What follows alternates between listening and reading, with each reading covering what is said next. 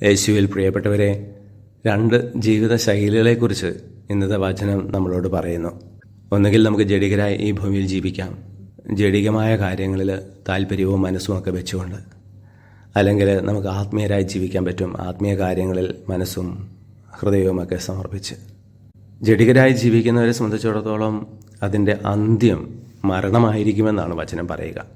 ജഡികമായ ലക്ഷ്യങ്ങൾ, ജീവിതത്തിൽ ഉന്നതമായ വിജയങ്ങൾ, എപ്പോഴും ഒന്നാമനാകണം, മറ്റുള്ളവരെക്കാൾ ഉയർന്നു നിൽക്കണം, അതുപോലെ തന്നെ എല്ലാതരം സുഖ സൗകര്യങ്ങളും അനുഭവിച്ചറിയണം, ജഡമോഹങ്ങളിൽ താല്പര്യം വെച്ച് മുന്നോട്ട് പോകുന്നു. ചിലപ്പോൾ സ്വയം നശിക്കുക, മറ്റുള്ളവരെ നശിപ്പിക്കുന്ന സാഹചര്യങ്ങളുമൊക്കെ ഉണ്ടാകുമ്പോൾ ഒരു മരണ സംസ്കാരമാണ് ഇത് വളർത്തിയെടുക്കുക. അതുകൊണ്ട് തന്നെയാണ് വചനം പറയുക ഇത് മരണത്തിലേക്ക് നയിക്കുന്നു.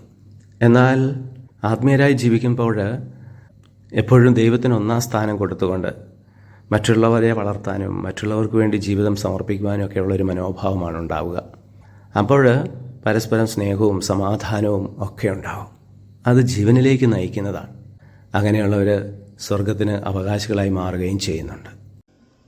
നമ്മുടെ കർത്താവ് യേശു മിശിഹായുടെ കൃപയും പിതാവായ ദൈവത്തിൻ്റെ സ്നേഹവും പരിശുദ്ധാത്മാവിൻ്റെ സഹവാസവും നാമെല്ലാവരോടും കൂടെ ഉണ്ടായിരിക്കട്ടെ, ഇപ്പോഴും എപ്പോഴും എന്നേക്കും. ആമേൻ.